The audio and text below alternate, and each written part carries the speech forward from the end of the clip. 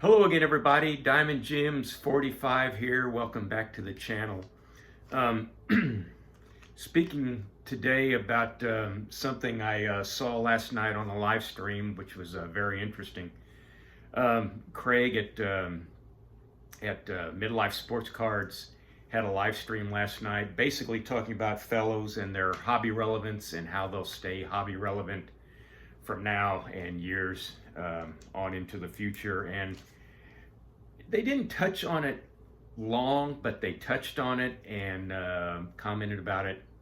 Well, the fellows that were on the live stream about how large the production is these days in the modern day and age for any one player. And I decided to do some research to that end, and it's really kind of eye-opening to see,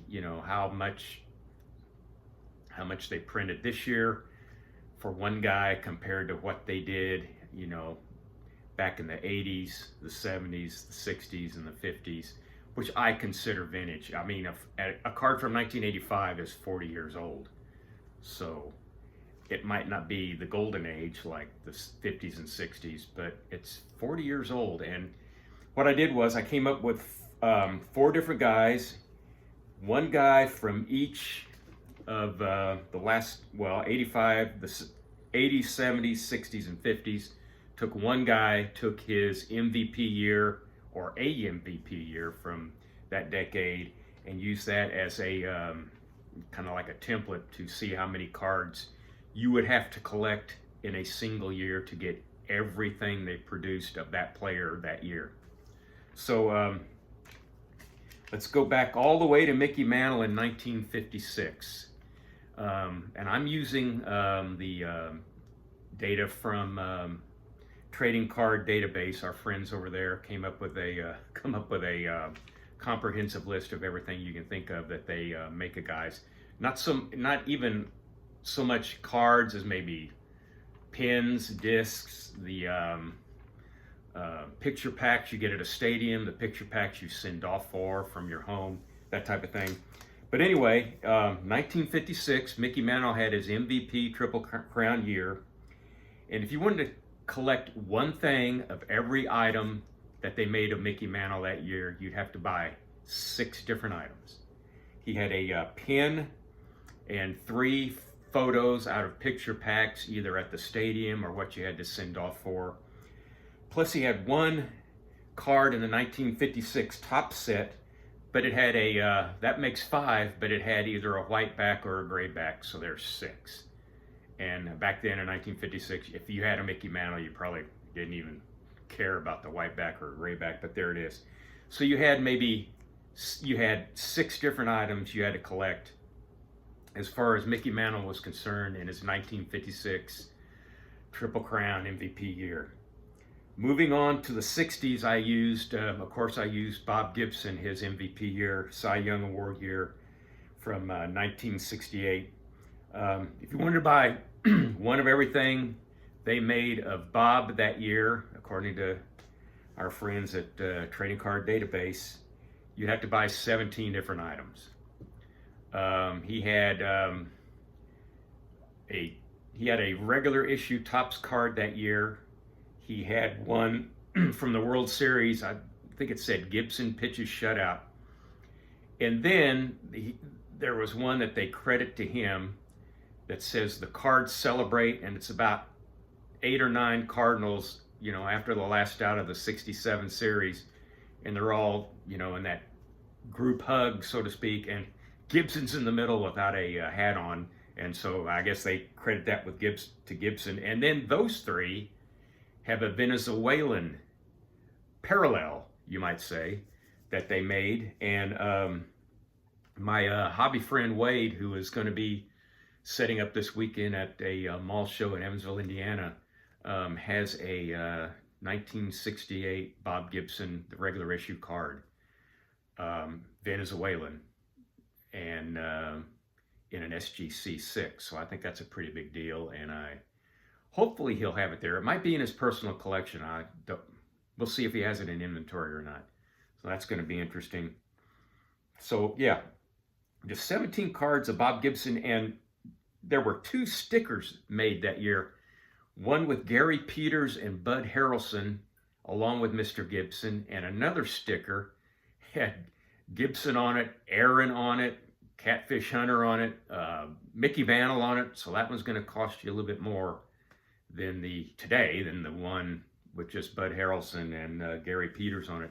So, you know, but back then in 1968, if Gibson was your man and you wanted one of everything he had, you'd have to buy 17 different items. Moving on to the 70s, I chose newly minted Hall of Famer Dave Parker in his 1978 season. Wanted to buy one of everything he had. There were 10 items. 10. You'd have to also buy a wiffle ball disc. That was one of the items. Plus he had a Topps, and then the O-Pee-Chee Parallel, or what we used to call O-Cheapie.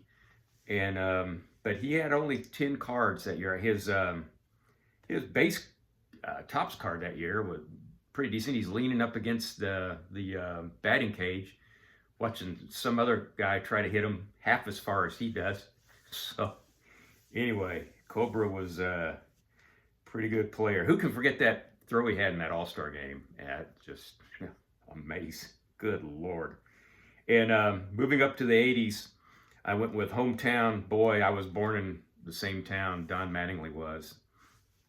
Don Mattingly, his MVP year of 1985, if you wanted to buy one of every card, one of every item they made of Don Mattingly in 1985, you'd have to buy 33 items. And one of them was the Donruss Variation 2 for the title, the batting title that he finally eked out Dave Winfield for.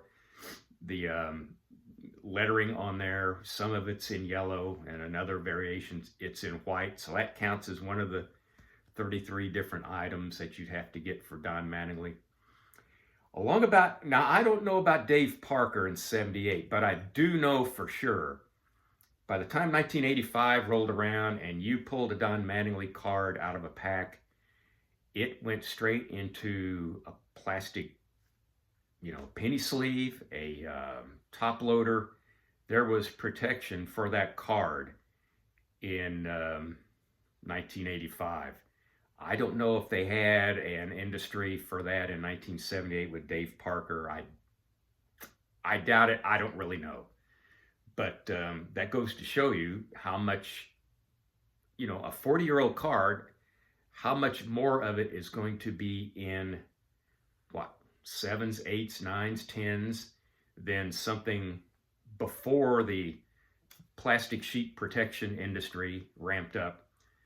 So, there's one thing to keep in mind. How many of these cards from, the 50s and 60s are going to be in mint condition because there's no way to keep them in protected, unless you just left it alone somehow, and who did that? Anyway, Don Mattingly, like I said, 33 different items in 1985. And like I said, there was a yellow and white letter. There was the Fleer, there was the Donruss, there was the Topps. There was a Topps, I don't think they call it Topps Giant, but it was like 4x6 or something like that. It was a larger card. And yes, there were plastic top loaders for those, and you could keep them protected. And that industry ramped up, probably early 80s. I know there's somebody that knows that better than I do. But if you do, leave a comment, please. I want to give people the right information. I was told a long time ago that the wrong information can send the wrong man to the electric chair. So I want to get the right information, and I don't want to, make anybody do something rash because they got the wrong information from me, that's for sure. Anyway, but moving on today to Shohei Ohtani. He's, I just had a mock draft on Yahoo today for baseball in 2025. He's the number one guy, obviously, number one guy. And probably the number one guy in the modern hobby. And if you want one of every card that they made of him in his 50-50 MVP year, that's 3,500 cards. $3,500. And I don't know about you, but I try to stretch my hobby dollar a lot. I'm not into the modern stuff. I just don't understand all the parallels and the chrome and the whatever. I just just don't understand it. I'm glad that you do, if you do. And if you want to collect Shohei Ohtani, you go right ahead. Collect what you like. I'm not the angry old man yelling at the cloud. I want you to collect what you want to collect. I want you to walk into that hobby store, collect what you want to collect. I want you to walk into that baseball card show, collect what you want to collect. Maybe if you walk into that baseball card show, you finally come over by my table, you see what I have to offer, and you say, yeah, that might not be a bad idea to get a little entry level into the vintage hobby. But anyway, I just thought, I'd touch on this, that those fellas last night touched on. I'll leave a link to the live stream and in my description here. And it's really interesting. It's a lot of good information. And look, oh, I nearly forgot. Great guy in the hobby, Jason at Everyday Card Collector. I'm making this in the morning of January 15th, 2025. Tonight, at 7 Central, he has a live stream. And it's to celebrate his 1 year in the hobby. And he's a great guy. I really enjoy watching his videos. Now, to watch this live stream, it is going to be on the For Collectors channel, and I'll leave information in the description. Don't worry. And I'm sure I'm looking forward to it. And there's nothing on tonight at 7 because most of the stuff's being preempted for something else. So you have no reason not to watch Jason's live stream tonight on the For Collectors channel. That's tonight, and I'm doing this tonight. It's January 15th, 2025, 7 p.m. Central, 8 p.m. Eastern, and 2 p.m. Hawaii. So be there, be square. And hope to meet you in the chat then. I hope I didn't bore you too long with what I talked to you beforehand about how many cards you have to buy and that type of thing. I just think it's one of the things I'm interested in, and among others. And look, enjoy. Hope you enjoy my video. If you did, click like, click subscribe, leave a comment, please. And looking forward to meeting you on the chat tonight with Jason. And so long for just a while.